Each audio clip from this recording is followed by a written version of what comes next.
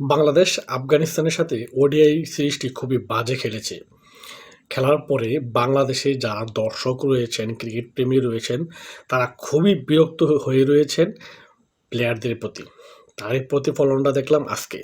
Airport থেকে যখন ক্রিকেটাররা বের হচ্ছিলেন, একের পর এক যেভাবে তাদেরকে দৈয়দণ্ডি দেওয়া হয়েছে, বোয়া, বোয়া বলা হয়েছে, অনেকেই কষ্ট পেয়েছেন।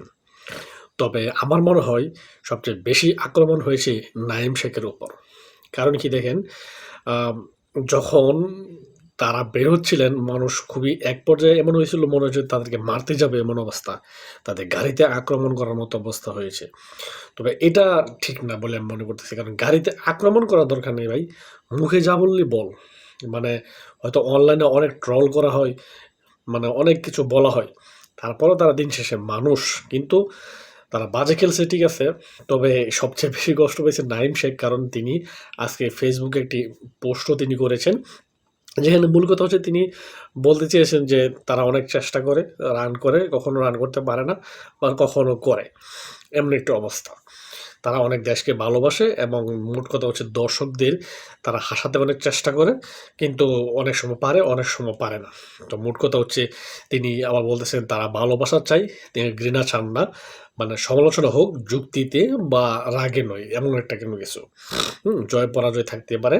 তারা লাল সবুজের পতাকাকে গর্ব মানে গর্বিত করার চেষ্টা করে। সকলকে হাসি ফোটানোর চেষ্টা করে। এমন একটি অবস্থা। তিনি আবার বলতেছিলেন যে লড়বে আবার কঠিনভাবে উঠে দাঁড়াবে। যাই হোক উঠে দাঁড়ান ভাই কোনো সমস্যা নাই। তবে ভাই নাঈম শেখের মানে পারফরম্যান্স আমার ব্যক্তিগতভাবে ভালো লাগে না।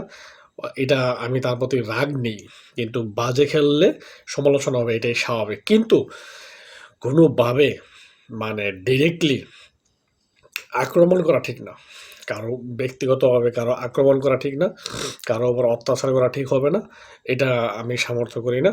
এটা যদি কেউ মানে ডিরেক্ট মানে শারীরিক আক্রমণ করতে যান, তবে এটা খুবই বাজে হয়েছে বলে আমি মনে করতেছি। ক্রিকেটার তারা তারাও মানুষ। ভুল করবে স্বাভাবিক। বাজে খেলছে ঠিক আছে। পরিস্থিতি বাজে হইতেই পারে স্বাভাবিক। তবে মানে শারীরিকভাবে আক্রমণ করা ঠিক না। এটা বলে আমি মনে করতেছি। তবে নাঈম শেখ ভাই মানুষ তো মানে অতি আবেগী তো বাংলাদেশের মানুষ।